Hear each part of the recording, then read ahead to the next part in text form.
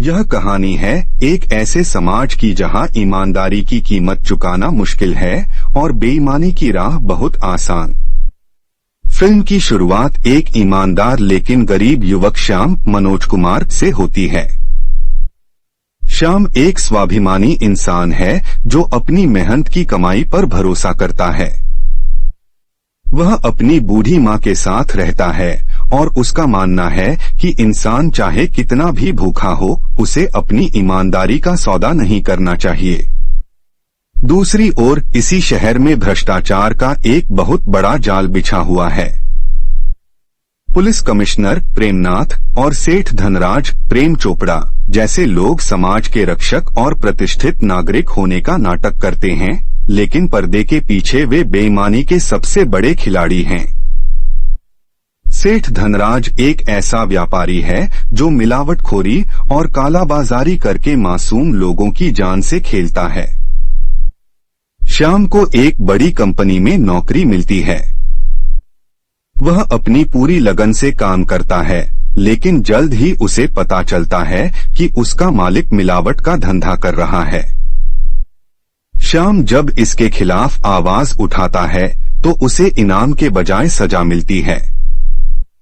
उसे नौकरी से निकाल दिया जाता है और उस पर चोरी का झूठा इल्जाम लगा दिया जाता है। समाज की नजरों में ईमानदार श्याम रातों रात बेईमान बन जाता है। जेल की सलाखों के पीछे श्याम का परिचय एक पुराने और शातिर चोर राम सिंह प्राण से होता है। राम सिंह का किरदार फिल्म की जान है। वह एक ऐसा इंसान है जिसने दुनिया की बेईमानी देखकर खुद को अपराधी बना लिया है। राम सिंह श्याम को समझाता है कि इस दुनिया में सीधे पेड़ पहले काटे जाते हैं। वह श्याम से कहता है, अगर तुम्हें इस बेईमान समाज से लड़ना है तो तुम्हें भी इनकी ही भाषा में बात करनी होगी। जेल से छूटने के बाद श्याम बदल चुका है। उसने तय किया है कि वह अब भूखा नहीं मरेगा। वह अपनी चतुराई और साहस का इस्तेमाल करके उन्हीं लोगों को लूटने का फैसला करता है जो गरीबों का खून चूसते हैं।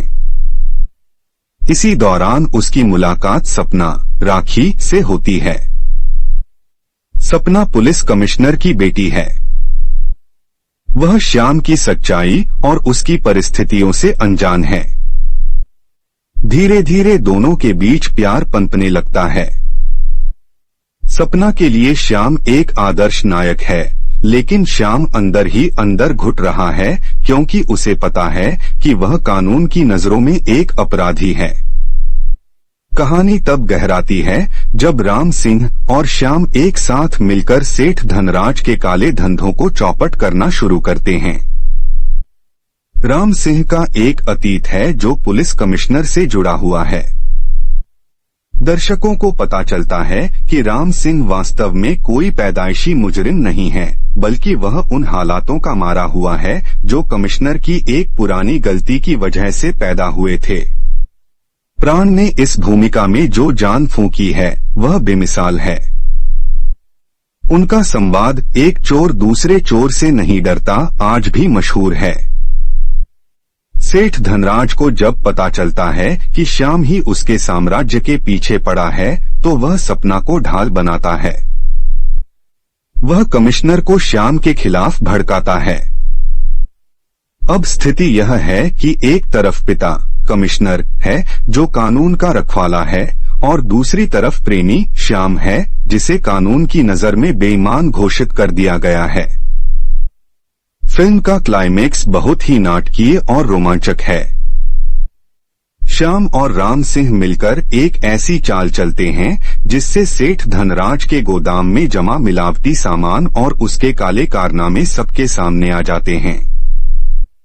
एक विशाल गोदाम में आग लगती है, गोलियां चलती हैं और भावनाओं का ज्वार उमड़ता है। अंतिम दृश्य में राम सिंह अपनी जान जोखिम में डालकर श्याम और सपना को बचाता है। वह खुद को कानून के हवाले कर देता है ताकि श्याम एक नई और साफ सुथरी जिंदगी जी सके। कमिश्नर को अपनी गलती का एहसास होता है। उन्हें समझ आता है कि वर्दी पहनने वाला हर इंसान ईमानदार नहीं होता और सलाखों के पीछे रहने वाला हर इंसान बेईमान नहीं होता। श्याम साबित कर देता है कि उसने बेईमानी केवल बेईमानों को सबक सिखाने के लिए की थी। उसकी रूह आज भी उतनी ही पाक है जितनी पहले थी। फिल्म एक बहुत ही खूबसूरत संदेश के साथ समाप्त होती है कि ईमानदारी का रास्ता कठिन हो सकता है, लेकिन अंत में जीत सच्चाई की ही होती है। संगीत शंकर जयकिशन का संगीत फिल्म की आत्मा है। जय बोलो बेईमान की गाना फिल्म के सार को दर्शाता है। अभिनय मनोज कुमार ने भारत की अपनी छवि से हटकर एक थोड़े विद्रोही युवक का किरदार निभाया। प्राण को इस फिल्म के लिए फिल्म फेयर पुरस्कार मिला, लेकिन उन्होंने इसे लेने से मना कर दिया क्योंकि उनका मानना था कि संगीत के लिए पुरस्कार पाकीज़ा को मिलना चाहिए था। निर्देशन सोहनलाल कंवर ने एक मसाला फिल्म के माध्यम से सामाजिक बुराइयों पर कड़ा प्रहार किया। यह फिल्म आज भी उतनी ही प्रासंगिक है क्योंकि समाज में भ्रष्टाचार और ईमानदारी का संघर्ष आज भी जारी है। बेईमान केवल एक मनोरंजन फिल्म नहीं है, बल्कि यह एक दर्पण है जो हमें हमारे समाज की कमियों को दिखाता है।